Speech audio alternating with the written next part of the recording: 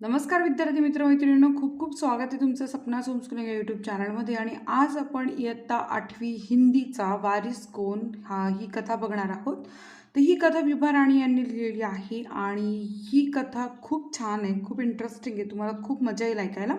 तेव्हा पूर्ण स्टोरी जी आहे ती पूर्ण मन लावून ऐका. आणि ह्या व्हिडिओला बघण्यापूर्वी जर तुम्ही नवीन असाल लगेच चॅनल सबस्क्राईब करा, बेल आयकॉन दाबा, म्हणजे तुमच्या इयत्तेचे व्हिडिओ तुमच्या मोबाईलवर सर्वात प्रथम येतील.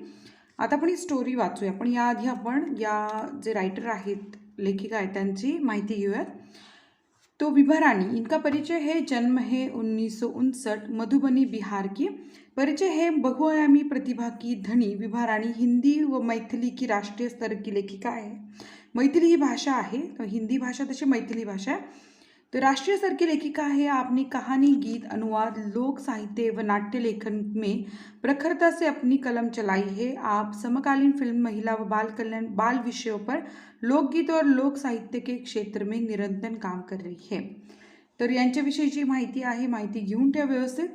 प्रमुख कृतियाँ: चल खुसरो घर अपने, मिथिला की लोक कथाएं, गोनू झा के किस्से, कहानी संग्रह अगले जन्म, मोहे बिटिया न कीचो नाटक, समरथ सिकेन कैन, द्विभाषी हिंदी अंग्रेजी का अनुवाद, बिल टेलर की डायरी आदि. और यहाँ पे गद्य संबंधी है. प्रस्तुत संवादक कहानी के माध्यम से विभा रानी जी का कहना है कि हमें उत्तम फल प्राप्त करने के लिए समय और साधनों का सदुपयोग करना चाहिए. जो ऐसा करता है वही जीवन में सफल होता है. म्हणजे हे जे ही जी कथा दिलेली आहे, या कथामध्ये त्यांनी सांगितले की जर आपल्याला चांगलं फळ मिळवायचं असेल ना, तर ते कधी मिळू शकतं, जेव्हा आपल्याकडे असणाऱ्या साधनांचा आपण योग्य वापर करू शकलो तरच आपण योग्य जीवनामध्ये सफलता मिळवू शकतो. मौलिक सृजन हे अपने आसपास घटी चतुराई से संबंधित घटना लिखो. आता हे सृजनचं आपण नंतर बघूयात. सगळ्यात पहिलं आपण ही स्टोरी वाचूयात. एक राजा था, उसकी 4 बेटियां थी. राजा ने सोचा कि इन चारों में से जो सबसे बुद्धिमती होगी उसे ही अपना राजपाट सौंपूंगा. इसका फैसला कैसे हो वह सोचने लगा. अंत में उसे एक उपाय सूझ गया. उसने एक दिन चारों बेटियों को अपने पास बुलाया, सभी को गेहूं के 100 दाने दिए और कहा, इसे तुम अपने पास रखो. 5 साल बाद मैं जब इन्हें मांगूंगा तब तुम सब मुझे वापस कर देना. गेहूं के दाने लेकर चारों बहनें अपने अपने कमरे में लौट आई. बड़ी बहन ने उस दानों को खिड़की के बाहर फेंक दिया. उसने सोचा, आज से 5 साल बाद पिताजी को गेहूं के इन दानों की याद रहेगी क्या? और जो याद भी रहना तो क्या हुआ, भंडार से लेकर दे दूंगी. दूसरी बहन ने दानों को चांदी के एक डिब्बी में डालकर उसे मखमल की थैले में बंद करके सुरक्षा से अपनी संदूकची में डाल दिया. सोचा, 5 साल बाद जब पिताजी ये दाने मांगेंगे तब उन्हें वापस कर दूंगी. तीसरी बहन बस सोचती रही कि इसका क्या करूं. चौथी और छोटी बहन तनिक बच्ची थी. शरारतें करना उसे बहुत पसंद था. उसे गेहूं के भुने दाने बहुत पसंद थे. उसने दानों को भुनवाकर खा डाला और खेल में मग्न हो गई. तीसरी राजकुमारी को इस बात का यकीन था कि पिताजी ने उन्हें यूं ही दाने नहीं दिए होंगे. उस जरूर इसके पीछे कोई मकसद होगा. पहले तो उसने भी अपनी दूसरी बहनों की तरह ही उन्हें सहेज के रख देने की सोची, लेकिन वह ऐसा न कर सकी. 2-3 दिनों तक वह सोचती रही. फिर उसने अपने कमरे की खिड़की के पीछे वाली जमीन में वे दाने बो दिए. समय पर अंकुर फूटे, पौधे तैयार हुए, दाने निकले. राजकुमारी ने तैयार फसल में से दाने निकाले और फिर से बो दिए. इस तरह 5 वर्षों में उसके पास ढेर सारा गेहूं तैयार हो गया. 5 साल बाद राजा ने फिर चारों बहनों को बुलाया और कहा, आज से 5 साल पहले मैंने तुम चारों को गेहूं के 100 दाने दिए थे और कहा था कि 5 साल बाद मुझे वापस करना. कहा है वे दाने? बड़ी राजकुमारी भंडार घर जाकर गेहूं के दाने ले आई और राजा को दे दिए. राजा ने पूछा, क्या ये वही दाने हैं जो मैंने तुम्हें दिए थे? पहले तो राजकुमारी ने हाँ कर दिया, मगर राजा ने फिर कट कर कर पूछा, तब उसने सच्ची बात बता दी. राजा ने दूसरी राजकुमारी से पूछा, तुम्हारे दाने कहाँ है?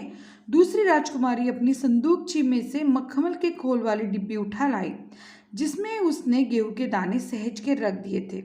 राजा ने उसे खोलकर देखा, दाने सड़ गए थे. तीसरे राजकुमारी से पूछा, तुमने क्या किया उन दानों का? तीसरे ने कहा, मैं इसका उत्तर आपको अभी नहीं दूंगी, क्योंकि जवाब पाने के लिए आपको यहाँ से दूर जाना पड़ेगा और मैं वहाँ आपको कल ले चलूंगी। राजा ने अब चौथी और सबसे छोटी राजकुमारी से पूछा। उसने उसी बेपरवाह से जवाब दिया, उन दानों की कोई कीमत ही पिताजी, वैसे तो ढेरों दाने भंडार में पड़े हैं। आप तो जानते हैं ना, मुझे गेहूं के भुने दाने बहुत अच्छे लगते हैं, सो मैंने उन्हें भुनवा कर खा गई। आप भी पिताजी किन किन चक्करों में पड़े जाते हैं। सभी के उत्तर राजा को बड़ी निराशा हुई। चारों में से अब उसे केवल तीसरी बेटी से ही थोड़ी सी उम्मीद थी। दूसरे दिन तीसरी राजकुमारी राजा के पास आई। उसने कहा, चलिए पिताजी, आपको मैं दिखाऊं कि गेहूं के वे दाने कहाँ हैं। राजा रथ पर सवार हो गया। रथ महल नगर के पार करके खेत की तरफ बढ़ चला। राजा ने पूछा, आखिर कहाँ रख छोड़े हैं तुमने वे 100 दाने? इन 100 दानों के लिए तुम मुझे कहाँ कहाँ के चक्कर लगवाओगी? तब तक रथ एक बड़े से हरे भरे खेत के सामने आकर रुक गया। राजा ने देखा, सामने बहुत बड़े खेत में गेहूं की फसल थी। उसकी बालियां हवा में झूम रही थी, जैसे राजा को कोई खुश भरा गीत सुना रही है। राजा ने हैरानी से राजकुमारी की ओर देखा। राजकुमारी ने कहा, पिताजी, ये है वे 100 दाने जो आज लाखों दानों के रूप में आपके सामने हैं। मैंने उन 100 दानों को बोकर इतनी अधिक फसल तैयार की है। राजा ने उसे गले लगाकर कहा, अब मैं निश्चिंत हो गया। तुम ही मेरे राज्य की सच्ची उत्तराधिकारी हो। तर आता तुम्हाला उत्तर मिळालं असेल की वारीस कोणच्या वारीस शब्दाचा अर्थ आहे उत्तराधिकारी आणि सहेज काय रखणं म्हणजे सांभाळून ठेवणं। आता इथे काही शब्द आहेत, जसं की तनिक म्हणजे थोडा, मकसद म्हणजे उद्देश, खोल म्हणजे आवरण, उम्मीद म्हणजे आशा, उत्तराधिकारी म्हणजे वारिस। आणि याच्यात मुहावरे आले 2, चक्कर में पड़ जाना, दुविधा में पड़ना, गले लगाना, प्यार से मिलना। जैसे हमने सेतु में बहुत सारे मौलिक सृजन किया है, वैसे यहाँ पे लिखा है कि आपके आसपास कोई चतुराई से संबंधित घटना घटी हो तो आप लिख लो। उत्तर भारत की नदियों में 12 मास पानी रहता है, इसके कारणों की जानकारी प्राप्त करके कक्षा में बताओ। भाषा की विभिन्नता का आदर करते हुए कोई लोकगीत अपने सहपाठियों को सुनाओ। अपने परिसर की किसी शैक्षणिक संस्था की रजत महोत्सवी पत्रिका का वाचन करो।